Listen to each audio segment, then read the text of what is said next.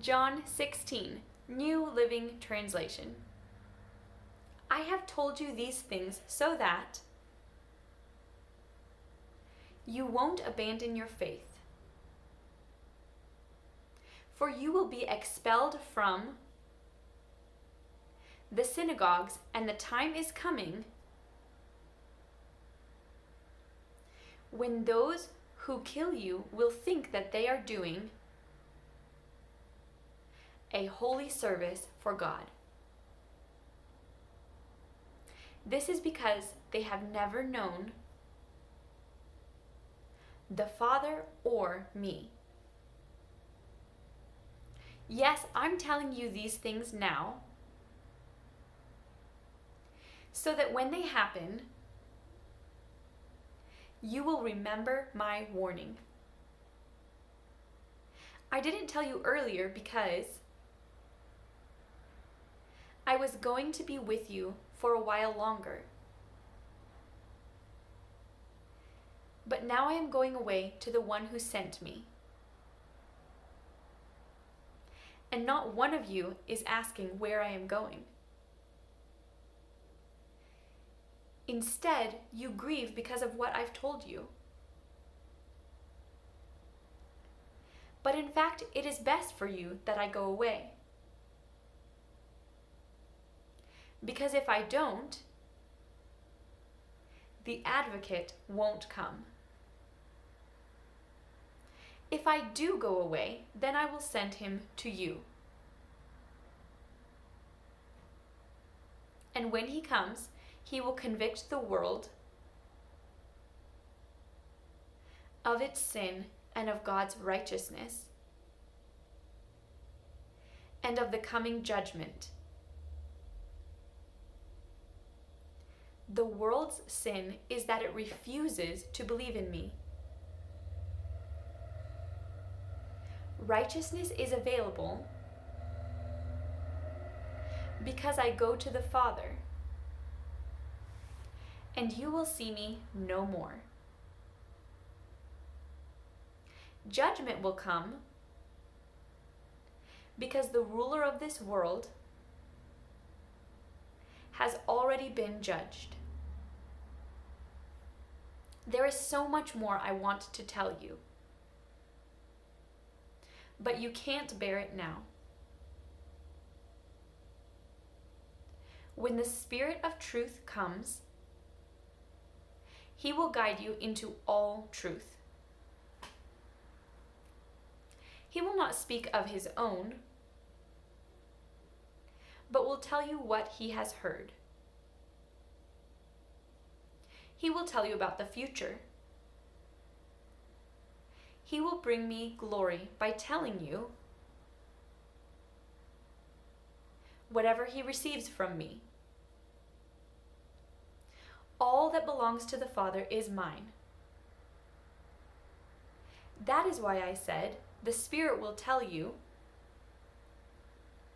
whatever he receives from me.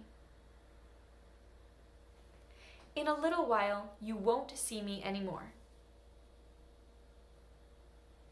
But a little while after that, you will see me again.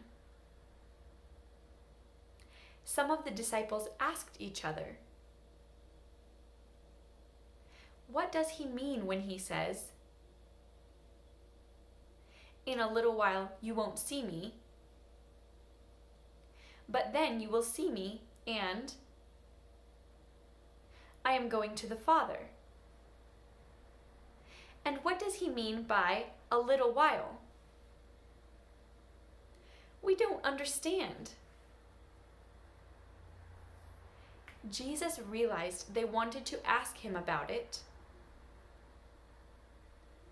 So he said, "Are you asking yourselves what I meant? I said, 'In a little while you won't see me.' But a little while after that you will see me again.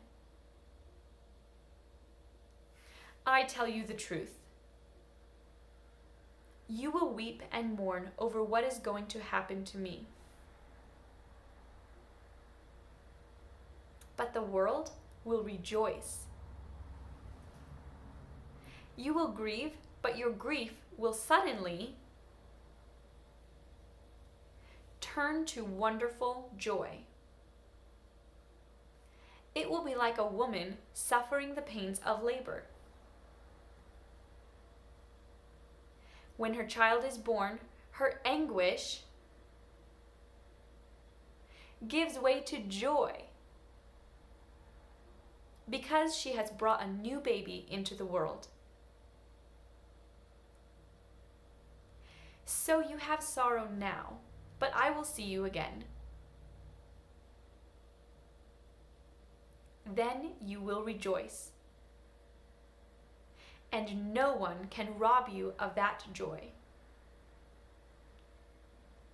At that time, you won't need to ask me for anything.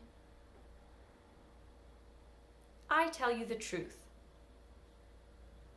You will ask the Father directly, and he will grant your request because you use my name. You haven't done this before. Ask using my name, and you will receive. And you will have abundant joy. I have spoken of these matters in figures of speech. But soon I will stop speaking figuratively and will tell you plainly all about the Father. Then you will ask in my name. I'm not saying I will ask the Father on your behalf, for the Father himself loves you dearly because you love me and believe that I came from God. Yes, I came from the Father into the world, and now I will leave the world and return to the Father. Then his disciples said, "At last you are speaking plainly and not figuratively. Now we understand that you know everything.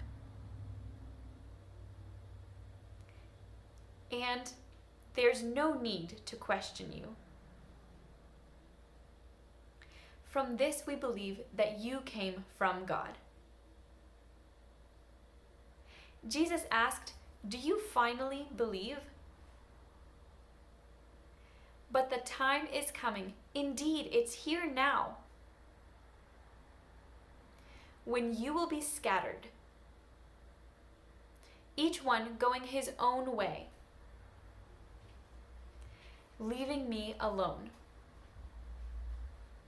Yet I am not alone because